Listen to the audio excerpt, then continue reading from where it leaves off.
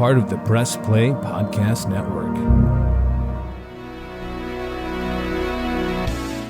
Iguodala to Curry, back to Iguodala, up for the layup. Oh, blocked by James. It's over. It's over.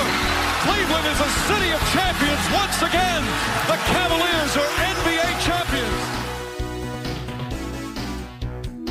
Hey, what's good? Happy New Year. Happy and merry belated Christmas, if you will. Welcome to Cavs on the Break, an NBA podcast. I'm your host, John Sabol, along with the man, the myth, the legend, Sam Amico from Hoops Wire. And man, Sam, you've been a busy guy over the last couple hours here. Oh my goodness! With a trade rolling in on New Year's Eve, but I prefer it this way. Actually, I'd rather be doing this than as much as I enjoy all the random roster moves that are taking place across the league and writing about this or those things. This is considerably more exciting when you have an actual trade. Absolutely. And we're going to get into that trade in a second. But first, let me just set the table here for all of our listeners. If you haven't been following us and subscribing to the podcast, do so on Apple and Spotify. Follow Sam at Amico Hoops on Twitter. You can follow myself at John_Sable or right here at our pod at Cavs on the Break. Cavs, well, I had a great Christmas. You and I talked a little bit off camera. You had a great Christmas. It's now behind us. Cavs got a little coal in their stocking with the injury, season-ending injury, torn ACL for Ricky Rubio, Sam. But now they get a late Christmas gift before the new year in the acquisition officially going down as we record this year at noon on Friday, December 31st, New Year's Eve. The deal is done with the Los Angeles Lakers, Rajon Rondo coming to Cleveland. The Cavs only give up Denzel Valentine, which is, I'm happy to hear that was the only thing they gave up because they didn't give up any draft capital. I mean, if they were going to give up any draft capital, it would have been second round picks. And so even you don't give that up for a guy like Rondo, who's been in the league, 16 years now, struggled with the Lakers, but has that veteran presence, had a great year a couple years ago in the Lakers bubble championship season. So, it's a good move. Sam, first off, what do you think of it? At first, I wasn't happy with it because I don't like his attitude, but then you hear reports that he's excited to come here. And if there's a guy to maybe, mold him in the right attitude, could be JB Bickerstaff. What do you think of it? And are you surprised they went for that guy? At first, I was with you. I was not thrilled with it. And more of it had to do with the way Rondo plays. And I think, obviously, the guy's a veteran. He's a proven winner. He's been in a lot of winning situations. But when I say how he plays is he obviously can't shoot very well, has never been able to do that. And I thought that they, kind of hoping for somebody who was averaging more than 3.1 points per game. But as I thought about it some more, I thought, you know what? He's a facilitator first. He makes winning plays. He really does. He makes a lot of hustle plays. He's, as you said, 16 years in the league. He's seen and been through everything, been in every type of situation, winning situations, but losing situations with the Kings or the Pelicans or teams like that. So, and the fact that, you learn that he's welcoming this trade to Cleveland to play the role that he knows he's going to play behind Darius Garland, the deal has really grown on me, especially as you said, they're only giving up Denzel Valentine, who's going to be waived by the Lakers. It sounds like as soon as he gets there, they're making this deal to create a roster spot. So I do like this trade. I'm sure that Kobe Altman, Cavs GM Kobe Altman, has explored the market a little bit ahead of this. This wasn't probably the first deal he could make.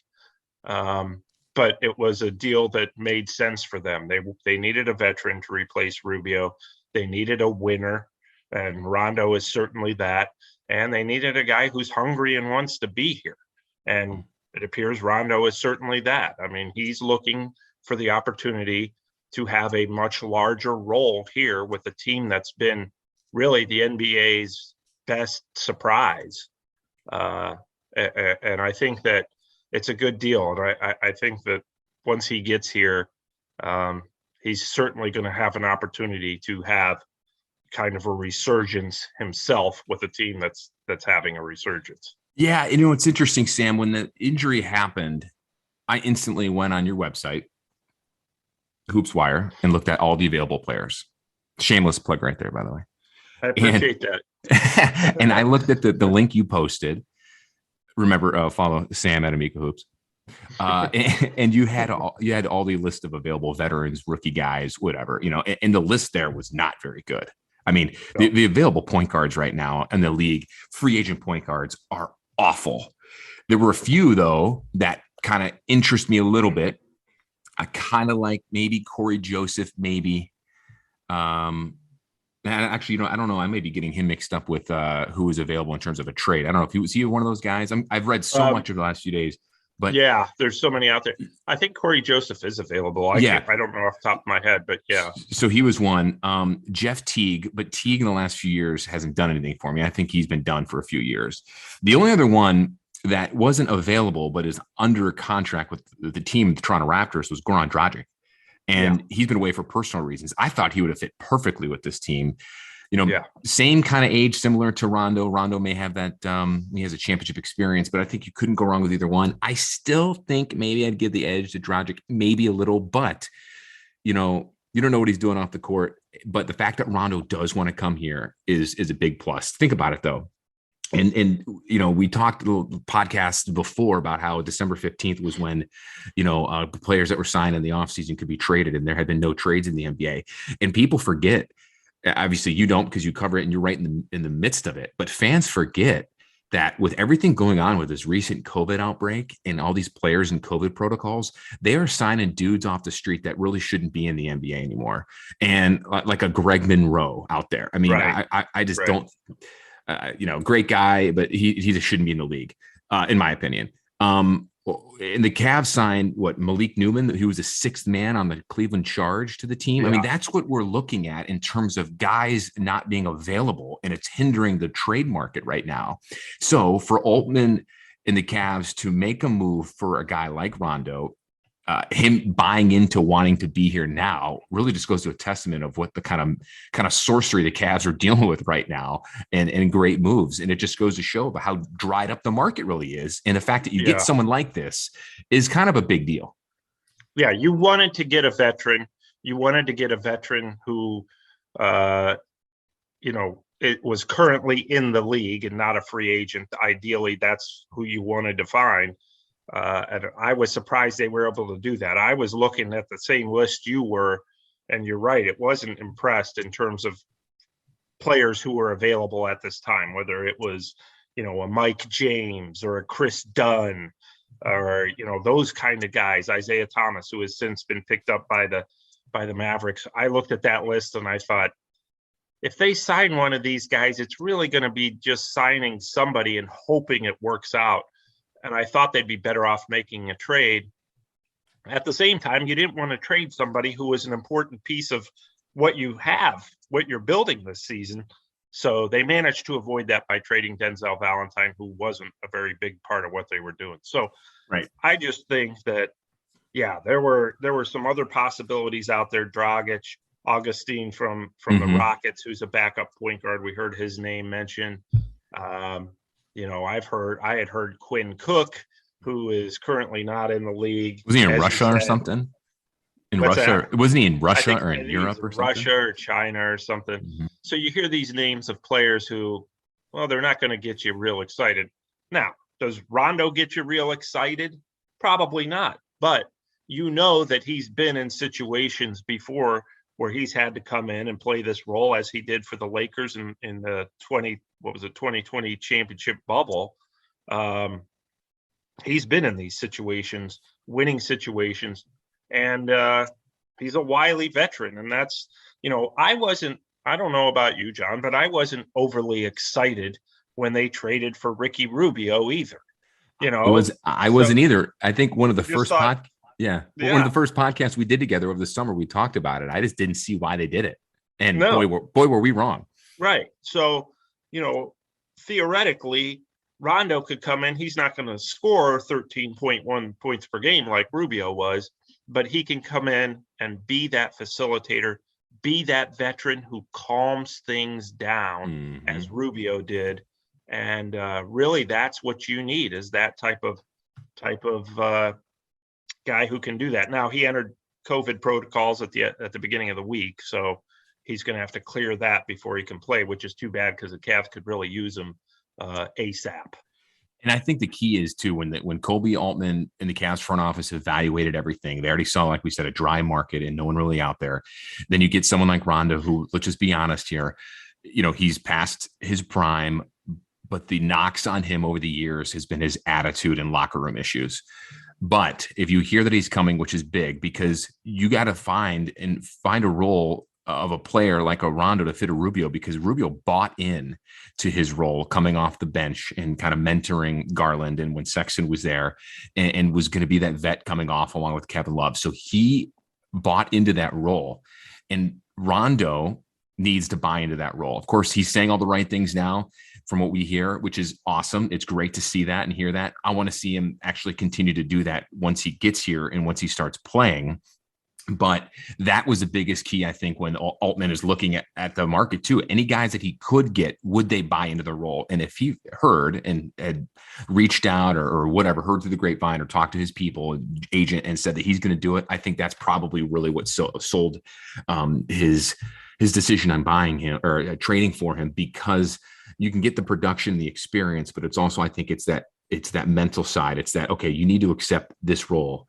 And that was going to be really hard for the Cavs to find. And right now, as we talk about this, less than an hour ago, when the deal came finalized, it looks like that's the case.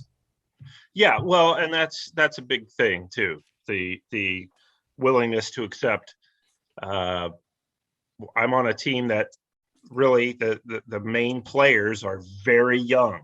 Obviously you have Kevin Love as the oldest veteran now that Rubio is gone, and just you want somebody who's going to show some leadership and accept his role no matter how many minutes he's getting. And I think Rondo is there. I think whatever Rondo, the reputation he had as a younger player, I think he grew out of that quite some time ago. I mean, don't forget, last year he played for a Hawks team that was very similar to the Cavs, and he did very well there. Good point. Good point. And there were no issues whatsoever. He was there with Trae Young, and he finished a year with the Clippers, but he started with the Hawks and was really the poster guy for what you want in a veteran coming off the bench. He had a really nice season when he was with the Hawks, and then he played well with the Clippers too. So I'm not too worried about any type of situation where he has an attitude issue. Maybe he had that, 7-8 years ago, but I really think he's been over that for some time, and he's never been a problem in the locker room. So that, in that sense, it's a great deal because you are bringing in a guy who's, again, not only been in those winning situations, but has played with a team, as the Hawks were last year, kind of as a resurging team that's on its way up, a young team, and he should be able to fit in just fine.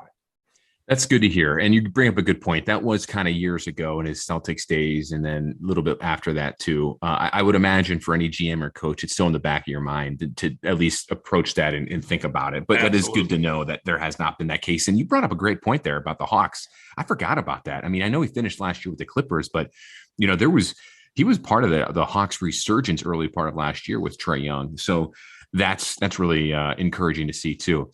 Let's really touch on Ricky Rubio for a second. The Cavs were in talks with him about maybe extending him a week before the injury happening.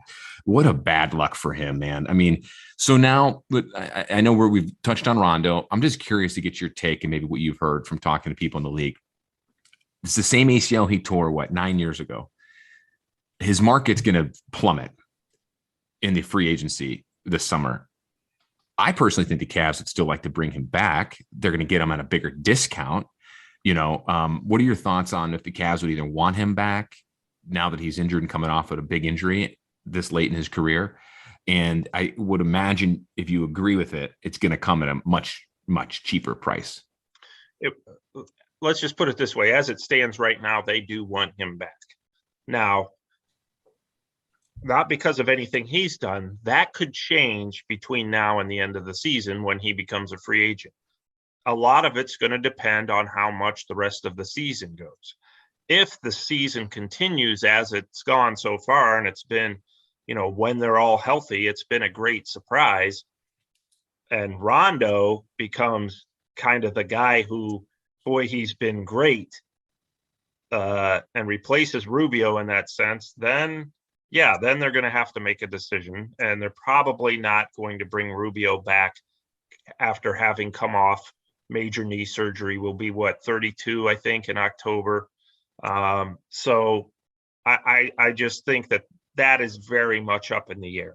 As much as you love Rubio, as much as he bought in, it's just going to be very up in the air, because it's going to be based on how this whole season plays out. And as I was telling my kids the other day, we were talking about it, and I said, what you really are rooting for, and this sounds awful, is for the Cavs to think we don't need to re-sign Ricky Rubio, because that means the rest of the season, since he got hurt, has gone wonderfully. Mm-hmm.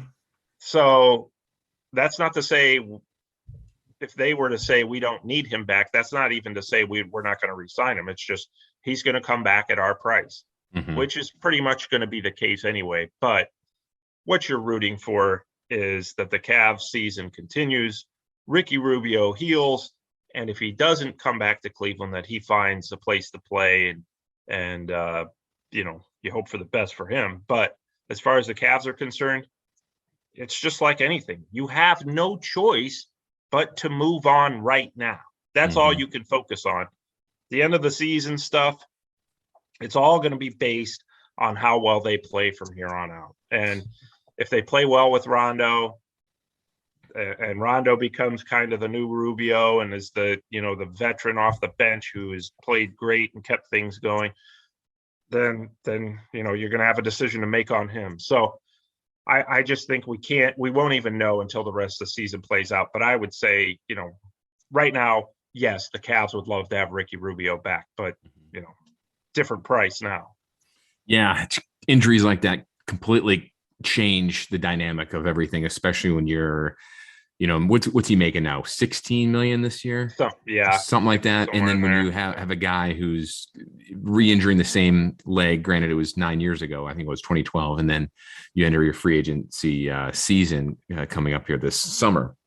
Okay. So we've touched on Rondo's trade that just going down about an hour ago here as we record this on New Year's Eve. And we just touched on Ricky Rubio situation out for the year, and then also potentially coming back or walking this summer. But what will the Cavs do next as we approach the trade deadline in February? Rumors are starting to swirl in the NBA regarding other available players. Sam's got the latest insights and much more on the Cavs when we return right after this.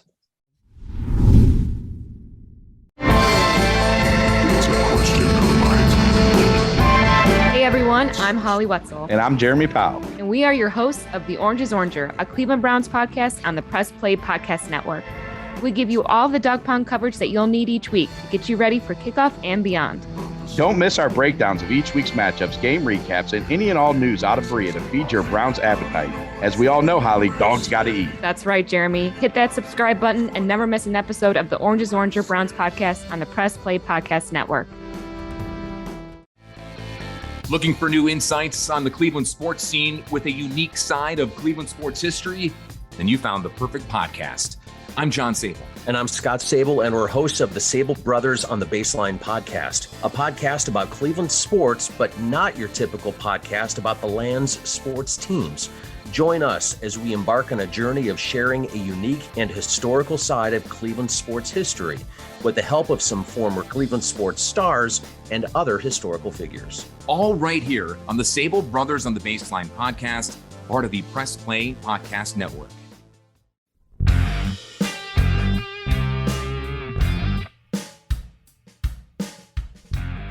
Hey, I'm Jason. And I'm Gary, and we love ball cards. And if you love ball cards too, good news. You just found your new favorite podcast.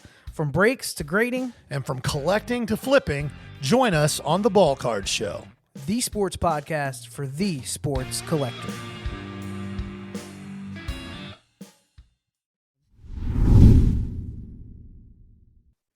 Welcome back to Cavs on the Break NBA podcast. John Sabol here, along with Sam Amico from HoopsWire, writer and founder. And if you want to follow him on Twitter, do so. Great wealth of knowledge and breaking NBA stories at Amico Hoops. If you want to reach out to me on Twitter at John_Sabol. And then the Cavs on the Break, at Cavs on the Break, rather. That's our Twitter handle for this podcast. All right, before we get into the latest rumors, I have a little Cavs trivia question for you. Earlier this week, prior to, I think it was a day before Ricky Rubio went down with that ACL tear, the Cavs extended JB Bickerstaff. Well-deserved. Would we agree? Oh, absolutely. I mean, you're talking about a guy who may be Coach of the Year. Clearly the early front runner for NBA Coach of the Year. Sure. So when was the last time the Cleveland Cavaliers extended a head coach? That is a great dose of trivia that I cannot answer. I would say Ty Lue, maybe? No. Lenny Wilkins? No. When I read this, I first thought Lenny Wilkins, then I thought Mike Fratello, and then I thought Ty Lue. And it's funny because we're on a Zoom call here, everyone listening there, and your eyes like got so big, Sam. Like it's like I just got you. No idea. Yeah, you realize like, whoa. The last head coach the Cavs extended, Mike Brown in 2008. Wow. Okay. Well, thank goodness it wasn't John Beeline. or David Blatt. Yeah. Or Randy Whitman. Oh my. Yeah. Wow. Well, that says a lot about JB Bickerstaff, and that in the sense that the one thing that I really like about this Cavs team is even when they've had guys injured, guys in protocol, whether it be Evan Mobley, Jared Allen, I think Darius Garland's the biggest blow of any of them, but also Colin Sexton. This team has managed to compete and, really, to me, regardless of who's been on the court, they've been in games. 90% of the time they have been in games and given themselves a shot to win. Mm-hmm. And again, regardless of who's on the court. And to me, that really, a lot of that speaks to JB Bickerstaff. And I think that the system that he has in place, the belief he has placed in his players, they admire him and respect him. And it could be, the guy's a wonderful guy too. He's just a great person. So to me, he reminds me a lot in the sense of the way he has this team's attention and the way they've researched reminds me a lot of, Hall of Fame coach Lenny Wilkins. Mm-hmm. But I knew you were going to say that. This team looks and the way his personality, Bickerstaff's personality, just has been a perfect mesh. So, yeah, the Cavs had a revolving door of coaches there, obviously, too. So this gives them some stability as a franchise. It is interesting you say that. And it is, congrats on him getting that contract extension. And he definitely deserves it. It is interesting. We talked about this in another podcast a few weeks ago, how this Cavs team is very similar to those late 80s, early to mid 90s teams. It's similar because they have the attention, the defensive tenacity, the buying into the scheme, selfless playing like a Lenny Wilkins team. Then when you look at the roster itself and the way they're constructed, it looks a lot like some of those Mike Fratello teams too in the mid to late 90s after the Price, Doherty, Nance era. When you went into the Vitaly Potapkos, Adrianos Ilgauskas, Sean Kemp era, you had bigs there all the time there. And when I had Mike Fratello on my podcast with my brother, Sabol Brothers on the Baseline here on the Press Play Podcast Network, he mentioned that. And Mike Fratello, and we talked about this before, and every time I watch the Cavs games and I see them play, I can't help but think of when Garland and Allen and Mobley run those pick and rolls. It's got a reminiscence of a Mark Price to Brad Doherty, Larry Nance pick and rolls that they perfected, which was pretty much unguardable back in the day. So it was kind of cool. Okay, so we're talking right now because of what's been going on with the Cavs today on New Year's Eve with the trade of Rondo and Ricky Rubio going down a few days earlier ago with the ACL injury. So now the big question Cavs fans want to know and why they're listening is to understand what their approach is going to be, because they're right now poised to make the playoffs for the first time without LeBron. And they could very well be a mid-team seed if they continue to play this well. We've talked like a month or so ago, it's going to be a play-in tournament. or play-in game. Now it looks like they could be maybe a 4, 5, 6 seed. Oh yeah. Okay. So they're in a win now mode with this deal with Rondo. What other moves do you think the Cavs can make? And what is out there and what are you hearing? I think the first thing they're going to do is they're going to see how this Rondo thing goes. And if it goes well and the season continues as is, they may, I don't think they're going to make any kind of big splashy move with a Ben Simmons. I saw the other day, a lot of these gambling websites, their odds of Kyrie Irving getting traded, the number one team he's going to is the Cavs. I didn't see that. That's laughable. Yeah, it's the Cavs, then Blazers. I don't think he's going anywhere. I certainly don't think I think that ship has sailed in Cleveland. I don't think that the Cavs want to shake things up enough to go get a Ben Simmons. I don't know that they have the pieces to do that compared to some other teams. And I don't think they want to mess with that, wisely so. I do think they will continue to keep their eyes peeled. They've talked to the Pacers, and I think they will keep their eyes peeled on Karis LeVert. Yep. What's going on there? We'll monitor. That's the word that they use when it's like, we're not talking to the Pacers, but we might revisit those talks on Karis LeVert. And the reason I say that is Rondo is not going to bring you almost, presumably is not going to bring you more than 6 or 7 points a game. Now he's going to create points for others and he'll help set up the offense, but you're missing Colin Sexton and you're missing those points. They've been able to overcome that when completely healthy, but part of that was because of Rubio. So I do think that if there's a quote unquote splashy type of deal to be made that the Cavs may be considering, it would be for someone like Karis LeVert, Buddy Hield in Sacramento, who's very available. Now, fans don't get worried. If they were to make one of those trades, maybe Colin Sexton gets moved, but they would not break up this core that's been working. Darius Garland, Evan Mobley, Jared Allen, I would even say Lauri Markkanen. Those guys are not going anywhere. Isaac Okoro, maybe. He could be somebody that's in a trade. But if they were to trade Okoro and Sexton or either or, it would be for somebody who would probably have fans excited. It would be for somebody who's explosive, has the potential to score, one of those, have those 30-point nights, is somebody who can fill it up from the shooting guard spot. I definitely think that they're keeping their eyes peeled for, in fact, I know they are keeping their eyes peeled for one of those type of players to become available. Doesn't mean they're going to pull the trigger and they're all desperate to make a trade. But I think that, look, we want to be a top 4 seed in the East. That's our goal now. And it's realistic. It's realistic to have the number 4 seed, the first round of the playoffs, have home court advantage, get into the second round. What invaluable experience it would be for this young team to even taste one round of the playoffs. So they want to make the playoffs. They don't want to be the 8th seed, not with the way this season has started. They want to get in. They want to continue this run. If they can do it, they won't make a deal. They won't feel the need to. If they feel, in order to keep this good thing going, we've got to give something up, but we're not going to split up this core of Garland, Mobley, Allen, and even to a lesser extent, Markkanen and Okoro. I don't think they want to trade any of those guys. And frankly, Chetty's having a nice year too. Yeah, he's having a nice little resurgence lately. I don't think so. They are in no hurry to make a trade. They want to get back to being completely healthy. And if that happens and this resurgence continues, we may see some more lower level trades at the end of the bench, or maybe 8th, 9th men kind of trades.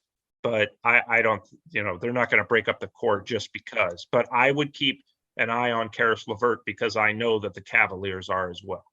Yeah, and that's a guy we talked to a few weeks ago when you mentioned that the Pacers are now approaching rebuilding because they're going to have LeVert, Sabonis, and who else is the third guy? Miles Turner. Miles Turner. They're looking to trade. Yeah. Yeah.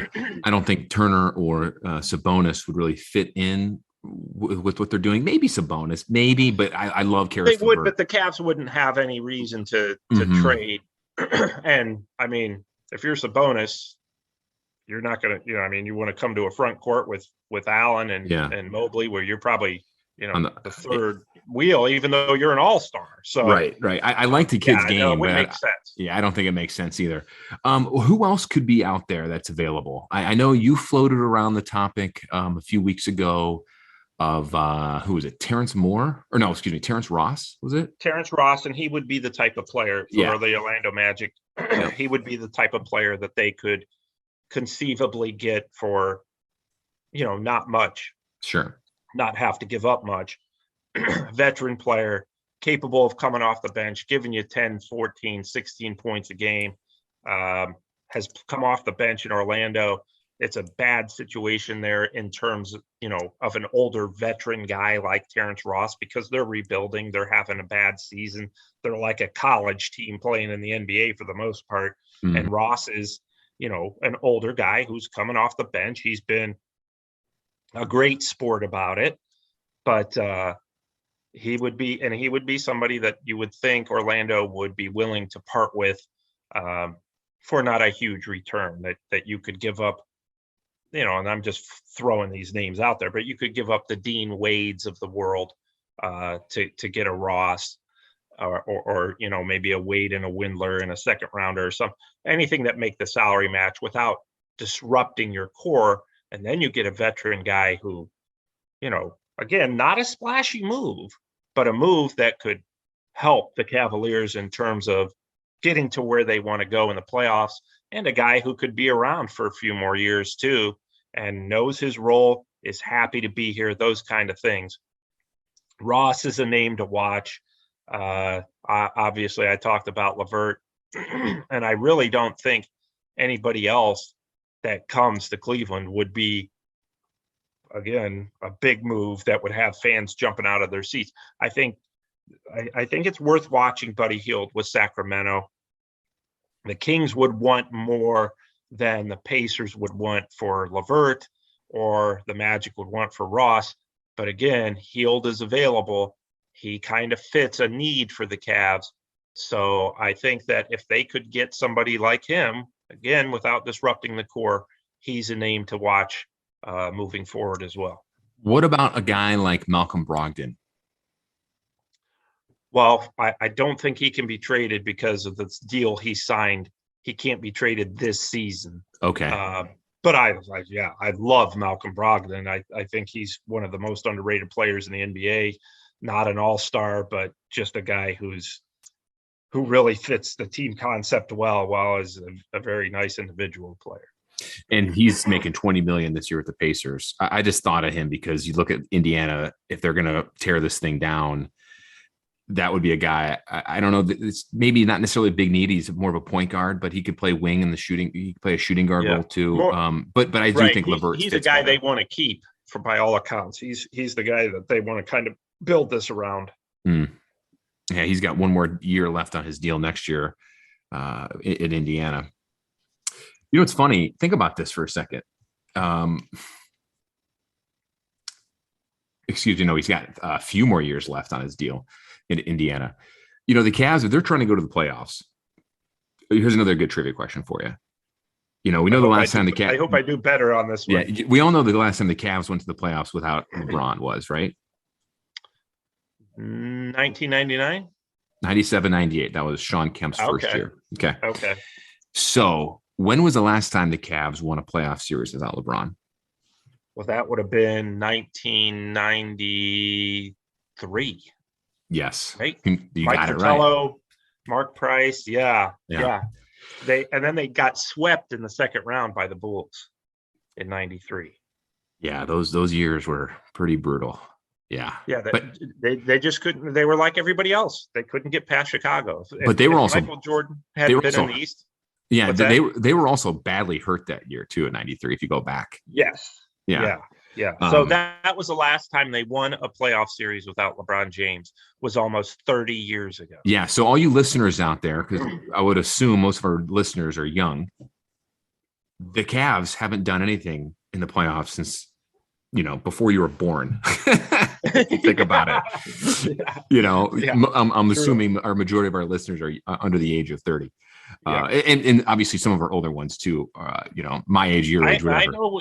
What surprises me is we have some very passionate Cavs fans who I know respond to me on Twitter or via email or mention the pod or whatever, that are otherwise retired. And really? Okay. Yeah. I guess I grow out of the Cavs or sports as you get older sometimes, because so many other things get in your way. But we have having been a team since 1970, they have built a long and very passionate fan base. They have. And I guess I don't mean to cancel out some of our older viewers or listeners. I didn't know a lot of the older ones would listen to that if they're on the podcast train yet. But if you are, we thank you so much for your listenership. We really do. It's just kind of a funny stat because they just tuned you out, John. They just tuned me out. Yeah, they canceled me. But I guess I'm going for more on the Twitter side, because we get a lot of traction. You get a lot of your traction on Twitter, and so this podcast account gets traction on Twitter. I do too. And the majority of the Cavs fans, like young Cavs fans that are active and are buying into this team. Same thing with the Browns. Oh my God. So many young Browns fans don't even know the struggle that plagued this franchise before they moved, and all that jazz. So, I'm going off by that, but by all means, we appreciate everyone that listens. But I looked at that trivia question. I looked it up. I told my brother about that, and we were just like blown away when you really think about how long ago that was. So, the Cavs trying to build this is a big deal this year, what they're doing, obviously, right? They're good again. They're exciting again. People are watching, the Romo Fijo is packed, the Cavs are in the top 5 in attendance, so they've got the attention from people. They came out of nowhere. No one expected them to be this good. You and I didn't. When we did our first podcast together over the summer, we were like, okay, that first stretch of the year, they're going to, blow, and then they're going to, lucky to get 20 some wins. And I'm glad they're proving us wrong. And I'm glad because, this is an exciting and fun team to watch. And it's good to see Dan Gilbert and Kobe Altman buy in right now and go win now, because they make this move for Rondo. And so, they're trying to, add to it. Yeah. And I'm excited. They're going to make another move. You just, alluded to it. They have to get wing depth at some point. If there's one thing that's shown this year is that you lose Colin Sexton and Ricky Rubio, your first and second string point guards, if you will. I mean, I know Garland's a point guard, but you get these first two guys there. The depth is key, and they need to add more to that depth. And, some guys are stepping up. He's meant Chetty. Chetty's had a nice little resurgence too. Kevin Love's had a phenomenal resurgence this year.